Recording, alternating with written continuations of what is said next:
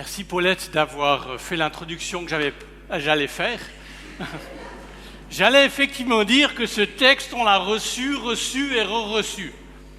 Ça a commencé avec Gilles Boucaumont dans cette église, pasteur réformé de Paris, qui, de façon peut-être un peu prophétique, nous avait dit « Arrêtez et sachez, reconnaissez que je suis Dieu ». Et vous savez, quand vous avez entendu quelque chose et qu'on vous le répète, c'est comme les parents. Hein. Des fois, on n'est pas entendu la première fois, alors on répète. Et on répète. Puis à ce moment où tout d'un coup, on va dire le prénom, le deuxième prénom et le nom de famille de l'enfant. Et là, il va commencer à écouter. Hein. Et je crois qu'on en est à peu près là. Dieu est en train de nous dire, de nous redire, et bientôt on va entendre notre premier prénom, notre deuxième prénom, notre nom de famille, et on se dit, attention, là il faut commencer à être vraiment attentif.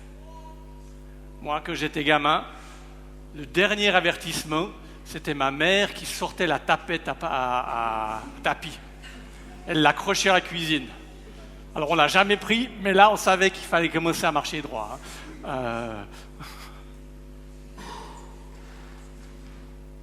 Le Seigneur crie, arrêtez et reconnaissez que je suis Dieu. Il y a des traductions, enfin il y a plutôt certaines Bibles historiques nous disent, c'est marqué le Seigneur crie. Alors je ne sais pas si vous avez déjà entendu Dieu crier,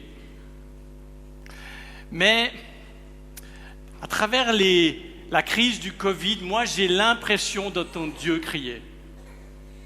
C'est-à-dire qu'il y a des choses qui sont claires, qui sont dites à voix haute. Et il se trouve qu'on les a probablement tous entendues. Peut-être que vous vous souvenez, à la sortie du Covid, on avait fait un petit sondage au milieu de nous. On avait demandé, mais franchement, qu'est-ce que vous avez entendu? Qu'est-ce qui vous manque de la vie de l'Église? Et à 90%, vous avez tous répondu la même chose. Ce qui nous a manqué, c'est les relations. Il semblerait que Dieu parlait clairement et qu'il parlait suffisamment fort pour qu'on puisse l'entendre. Non pas que Dieu a envoyé une maladie, j'y crois absolument pas, mais que dans cette circonstance, nous avons entendu la voix de Dieu. Arrêtez et reconnaissez que je suis Dieu. Mais il s'agit d'arrêter quoi ? On ne va pas arrêter de respirer, on ne va pas arrêter de manger, on ne va pas arrêter de vivre. Il y en a qui se sont presque arrêtés de vivre d'ailleurs. Ils se sont reclus, ils sont effrayés, enfermés. Mais on ne veut pas arrêter ça. On ne veut pas arrêter de s'aimer les uns les autres, on ne veut pas arrêter d'être humain, on va continuer. Alors on arrête quoi ?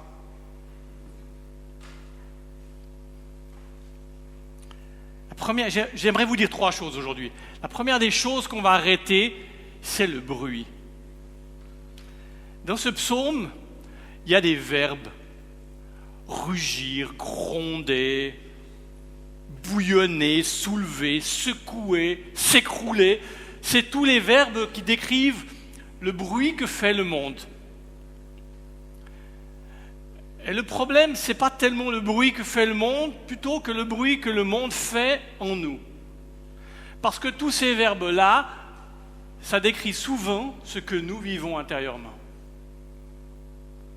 Ça gronde, ça secoue, ça bouillonne, ça s'écroule, ça soulève. Cette semaine, j'ai été prêcher à des aveugles. C'était le camp de la mission évangélique Braille. Et puis, je leur ai parlé, ils m'ont demandé de faire silence devant Dieu. J'avoue que je ne suis pas le champion. Alors vraiment pas. Une des raisons, alors ça c'est l'excuse, c'est que j'ai des acouphènes, donc je ne suis jamais dans le silence, moi. Ça n'existe pas le silence depuis 30 ans pour moi. Alors je trouve une petite excuse comme ça. Mais je leur parlais du silence de Dieu, ou plutôt du silence qu'on fait pour entendre la voix de Dieu. Et puis il y avait un aveugle qui a pris la parole, il a dit « Moi, j'ai un problème, c'est que j'ai été voyant quand j'étais gamin. » Alors quand je veux me concentrer sur Dieu ou quand je veux m'endormir, j'ai des images qui m'arrivent dans la tête. Et puis ça m'embête. Moi je me disais, mais ça doit être génial d'avoir des images qu'on est aveugle. Je disais, non, mais ça perturbe le silence et l'écoute de Dieu. Je trouvais assez génial. J'aimerais vous montrer une petite vidéo qui décrit ce que j'ai. Alors, avant de la lancer, je vous explique juste ce que j'aimerais vous apprendre par cette petite vidéo.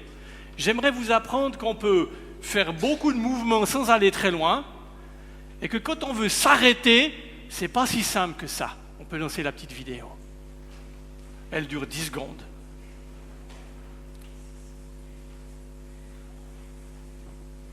Voilà. On peut mettre beaucoup d'énergie et ça va nulle part. Et quand il s'agit de vouloir s'arrêter et que le monde continue de tourner, ça peut être un peu pénible. Voilà. J'avais un ancien conseiller synodal qui disait « L'église réformée vaudoise, c'est comme un vélo d'appartement. On pédale beaucoup, on n'avance pas beaucoup. » Et dans nos vies, des fois, on a ce mouvement intérieur, sans cesse. Et ça tourne, et on y met une énergie de fou, et on n'avance pas d'un poil. Et il y a cette parole de Dieu, qui je crois est une parole pour nous individuellement et nous comme communauté. Arrêtez et reconnaissez que je suis Dieu.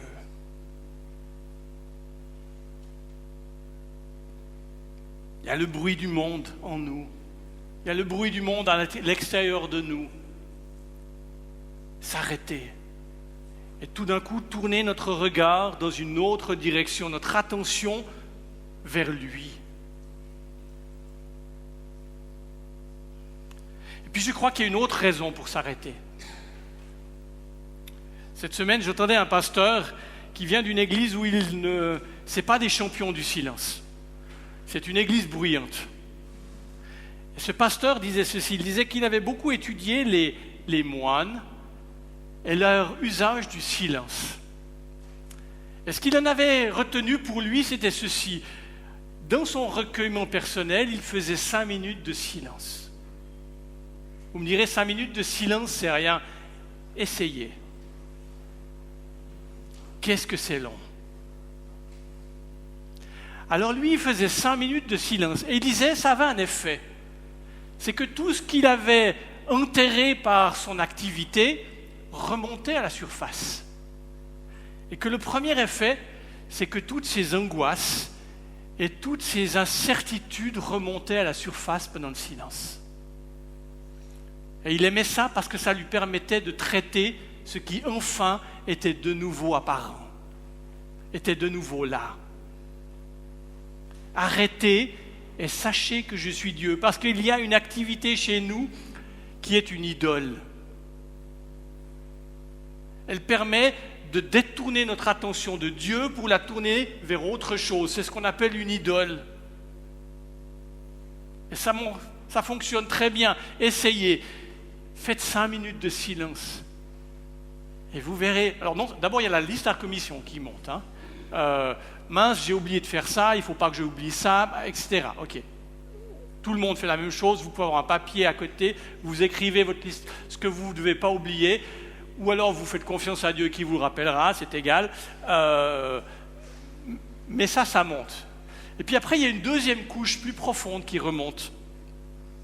C'est toutes ces choses enfouies par le bruit intérieur, par le bruit du monde, par le bruit des activités.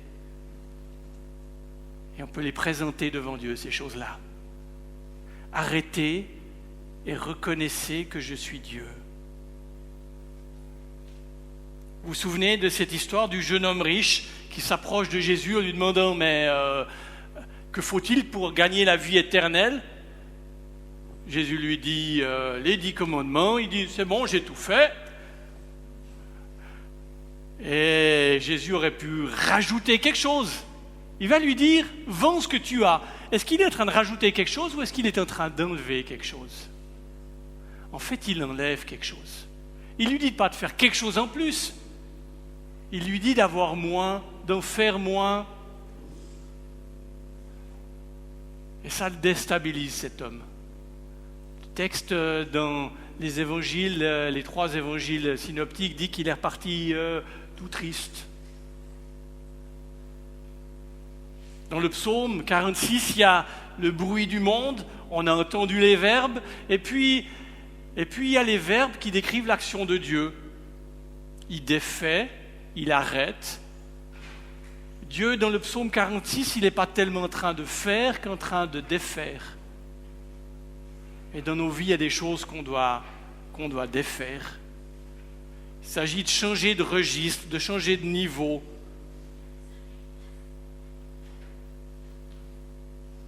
Et puis il y a une 3e raison, je crois, pour laquelle il faut arrêter. Et pour vous l'expliquer, je vais vous faire une démonstration. Alors, après, je vous montrerai la contre-démonstration.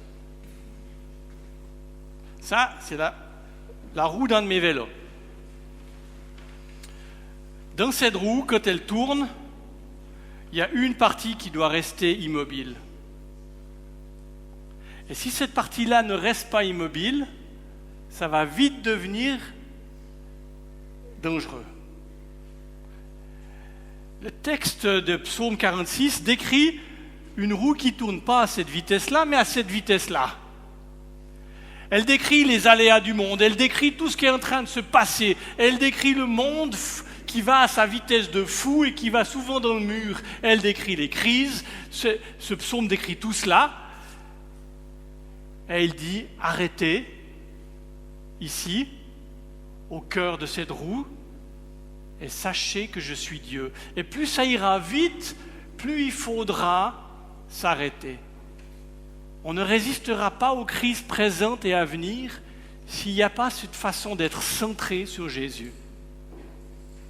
Et on va regarder une petite vidéo, c'est le contre-exemple de « Et si c'est pas bien centré, qu'est-ce que ça donne ?»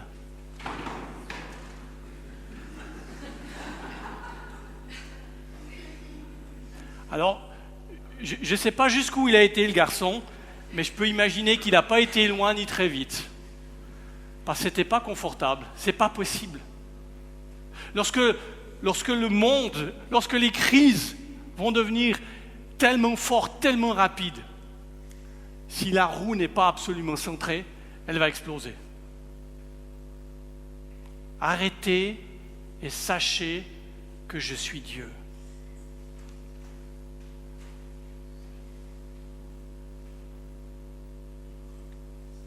S'arrêter pour écouter la voix de Dieu.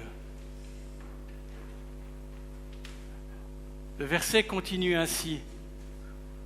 Je remporte la victoire sur tous les peuples. Je remporte la victoire sur toute la terre. Il y a un moment où dans nos vies, on doit reconnaître que ce n'est pas nous qui faisons la différence. C'est lui qui décide de l'issue des combats. Et que notre travail à nous, c'est de s'arrêter. Face à cette crise, on s'est dit, qu'est-ce qu'on va changer dans la paroisse ?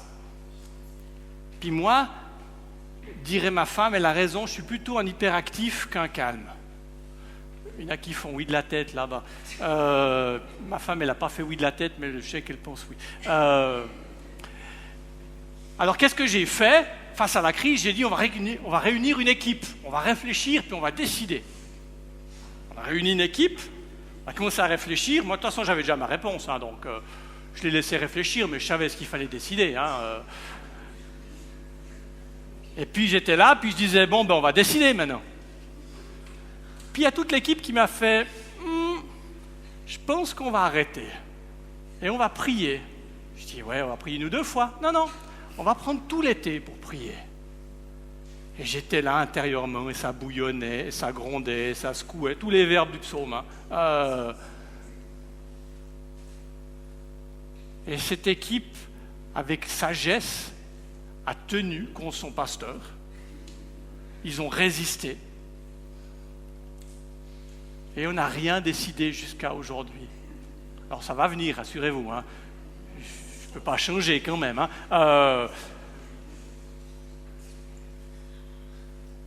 Mais il y avait cette parole qu'on entendait et qu'on réentendait. pour nous individuellement, pour nous communautairement. L'Éternel crie, et je crains que ce premier cri qui a été le Covid, on ne l'ait pas forcément entendu, on est vite revenu dans toutes nos histoires. L'Éternel crie, arrêtez et reconnaissez que je suis Dieu. Amen.